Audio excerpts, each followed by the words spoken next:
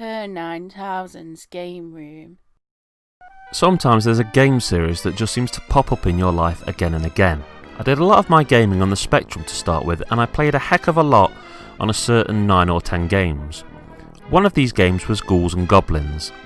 Now the game worked on the Spectrum, it was perfectly playable, but like a lot of Spectrum games, the graphics and the colours used were a mess. At the time we dealt with them because, well, hey, that's all we had. Compare this to nowadays, when if a game on the current generation of Xbox Ones and PS4s doesn't hit 1080p at a constant of at least 30 frames per second, then it's considered to some degree to be a total failure. I could go on and do a whole rant about how gamers nowadays can be so judgmental, or how kids have grown up as graphical whores who seem to deny a game any merit unless it meets a certain set of numerical standards, or how we could use our imagination back then, but I won't. Instead, I will simply say that when there was a jump in quality from one machine to the next, it amazed us and we appreciated it. The next Ghosts and Goblins game to come into my life came through my brother's friend, who was the first to have it on his Mega Drive, which he would bring round to our house. One day he turned up with Ghosts and Goblins and Rambo 3, and we all pretty much spent the better part of about 6 hours trying to get as far as we could in those two games. I got the Mega Drive version myself some years later. When I first saw the SNES game Super Ghouls and Ghosts, my reaction was, oh, they ported it to the SNES and felt they needed to add a super into the name. Big deal. Been there, done that.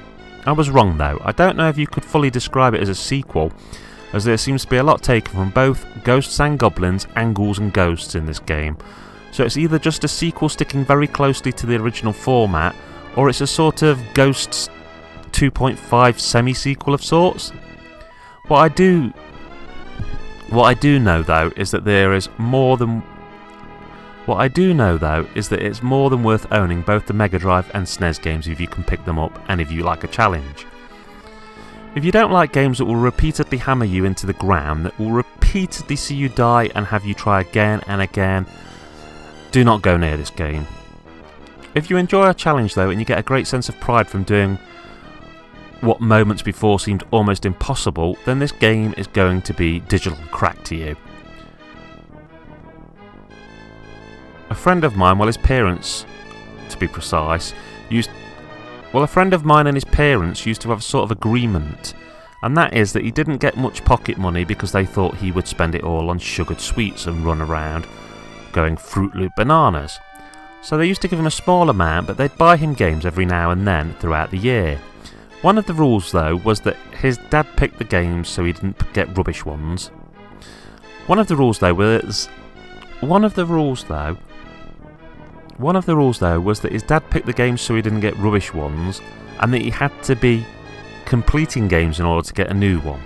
And yep, you've guessed it, the poor git brought Super Ghosts and Goblins. I'd gotten it myself, so we used to compare how far we'd got, at least until the day he begged his folks for permission to trade it in for something that didn't make him scream. You see, he realised he was probably never going to finish this, and therefore would never get a new game. The graphics in the game are kind of basic, but they have a lot of colour in them and they fit the theme well. The music though, man, I love the music. From the very first time I heard it, I couldn't get enough of it.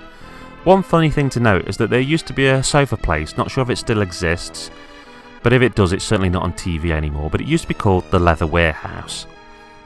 And for some reason I couldn't listen to the song in the first stage of this game without singing the Leather Warehouse at a moment where it seemed to fit in. The song kind of goes da-da, da-da, da-da, and followed by a silent pause. And in the silent pause, I'd always shout it.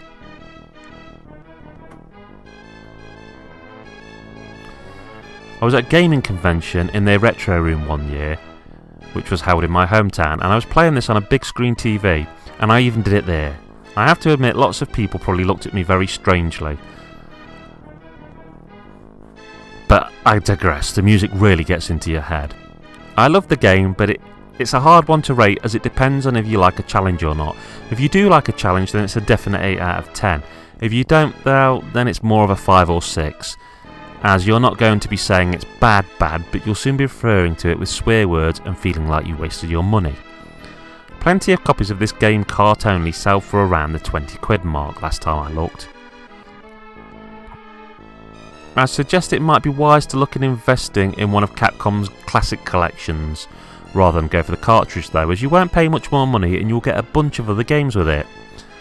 There have been classics like this for the PS1, PS2, PSP.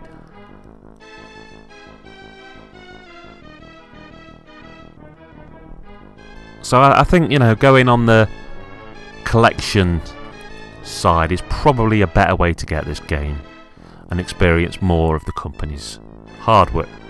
Oh, fucking nutters. I'd suggest it might be wise to looking at one of Capcom's classic collections for this game, as you won't be paying much more for it, possibly even less, and you'll get a bunch of other games with it. Okay, that's Kerr9000 signing off saying keep on gaming.